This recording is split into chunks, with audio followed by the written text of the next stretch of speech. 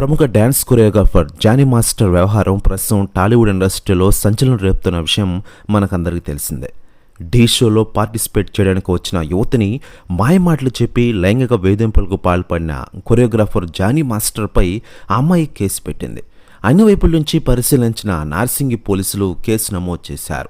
ఆ అమ్మాయి మైనర్గా ఉన్నప్పుడే లైంగిక దాడికి పాల్పడ్డా చెప్పడంతో అతనిపై ఫోక్సో యాక్ట్ కింద మరో సెక్షన్ యాడ్ చేశారు. తనపై కేసు అయినప్పటి నుంచి జానీ మాస్టర్ పరారీలో ఉన్నారు. పోలీసులు వెదుగుతూనే ఉన్నారు. అతని ఆచూకీ ఉందనే సమాచారం వచ్చిన ప్రతి చోటికి ఒక టీం వెళ్ళింది. ఇకపోతే అతను లదాఖ్లో ఉన్నారని చెప్పారు.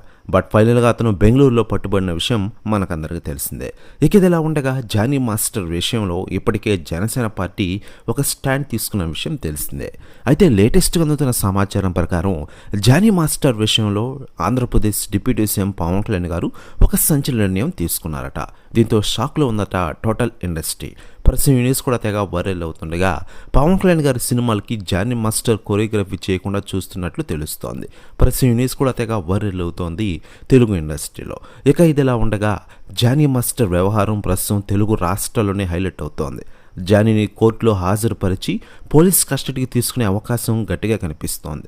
కస్టడీలో ఇనాగ్రేషన్తో పాటు అతని వెర్షన్ కూడా రికార్డ్ చేసే అవకాశం ఉంది. జరిగిన తప్పిదాలను ఒప్పుకునే పెద్ద ఇబ్బంది లేకుండా జైలుకు వెళ్ళిపోతారు. అయితే జానీ అరెస్ట్ కావడం దానికి మరో కారణం కూడా అదే ఫోక్సో కేసు. నిజానికి ఈ కేసు నుంచి ముందస్తు బెయిల్ తీసుకుని అప్పుడు పోలీసులకు లొంగిపోవాలన్న ఆలోచనలో ఉన్నాళ్ళు పోలీసులకు దూరంగా ఉన్నాడు జానీ.